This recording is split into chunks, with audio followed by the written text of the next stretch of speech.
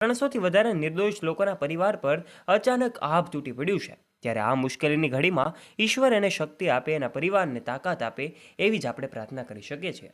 દોસ્તો, હવે ચાલો આપણે આજના વિડીયોની શરૂઆત કરીએ। દોસ્તો, ગુજરાત રાજ્યના પૂર્વ સીએમનું અમદાવાદ જે પ્લેન ક્રેશ દુર્ઘટના છે એમાં અવસાન થયું હતું ને ત્યારબાદ હવે એવા સમાચાર સોશિયલ મીડિયા પર ખૂબ વાયુવેગે ફેલાયા છે, જેમાં બતાવવામાં આવી રહ્યું છે કે સીએમ સાહેબના જે દીકરાઓ છે અને દીકરીઓ છે, આ સાથે જેમના સગા સંબંધીઓ છે, હવે આ ભારત આવી ગયા છે। સમગ્ર વિડીયો છે સોશિયલ મીડિયા પર ખૂબ વાયુવેગે ફેલાઈ રહ્યો છે। એક દીકરી અને બાપ વચ્ચેનો પ્રેમનો ભાવ છે એ અહીં જોવા મળી રહ્યો છે। ત્યારે દોસ્તો, તમને જાણીને એ પણ નવાઈ લાગશે કે આદરણીય વિજયભાઈ રૂપાણીનું અચાનક નિધન થતાની સાથે જ જેમની ડેડ બોડી છે એ પણ મળી રહી નહોતી।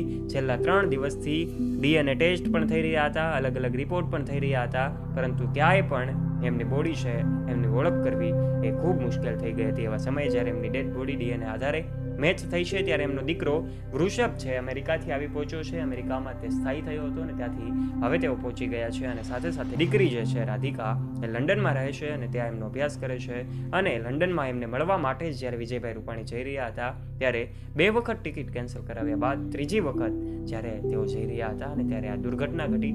માત્ર 3 મિનિટમાં જ તેઓ મોતને ભેટી પડ્યા અને સમગ્ર ઘટના આપણી સામે આવી।